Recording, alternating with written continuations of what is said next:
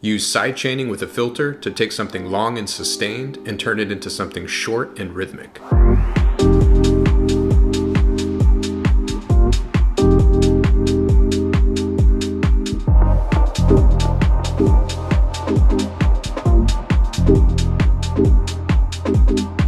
Let's do a quick recap on what sidechaining is.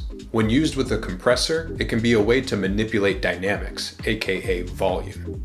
Let's take our chords and put a compressor on this track. Expand the sidechain settings and set the sidechain audio source to the drum track, specifically the kick drum.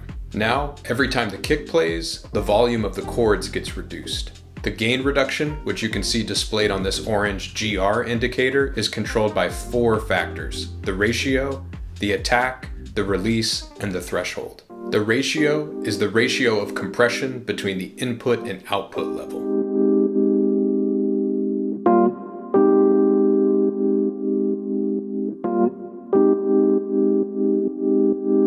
The attack and release are just like on an amp envelope or ADSR of a synthesizer.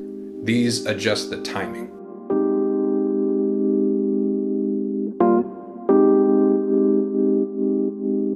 Threshold sets the level at which the pumping effect begins. Sidechain compression is an essential ingredient in modern music, not only as a mixing or production technique, but as a way to create groove by getting the rhythms of different tracks to interact with one another. If this is new to you, I think you'll be able to get some new flavors in your tracks using this technique. If you already knew this, you're probably wondering when we get to the "there's more to sidechaining than pumping" bit. We can use Ableton's auto filter to use this same sidechain technique with different parameters and different results.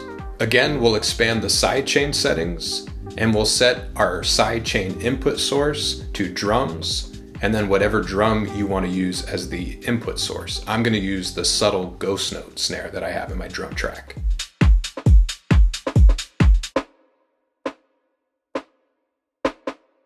The same principle is at work here that we saw in Compressor, except instead of it affecting the volume of the chords, it's now affecting the cutoff frequency of the chords.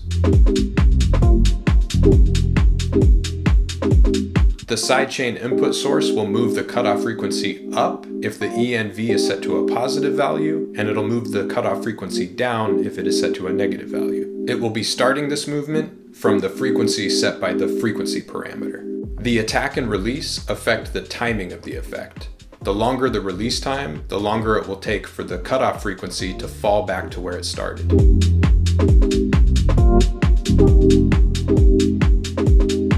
The sidechain source is sensitive to volume, so manipulating the gain setting will affect how the envelope setting will behave.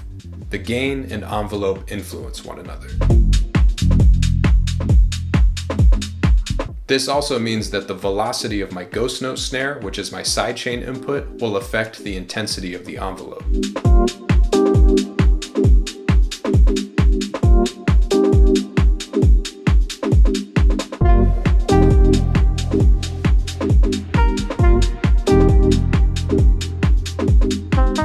You could use any source as a sidechain input. You could use any part of your drum kit or any other track or audio source in your project. You can get pretty wild here. Also, I used the default low-pass filter, which works great for this kind of classic house style, but you could use any of the other filter types to get some interesting results. Check out the morph filter. You could apply this in countless ways. To me, this contrast between long and short is essential to creating musical variety. By using autofilter to achieve this, I was able to take a 2-bar, 2-chord loop and create a full song. The A section long and sustained, and the B section short and rhythmic. If you want to check out this song in full, the links are in the description.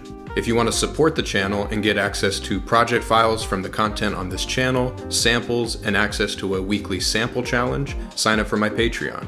I also offer lessons over Zoom. If you're interested, email me at jarenlessons@gmail.com for info and scheduling. Thanks for watching, and I'll see you next time.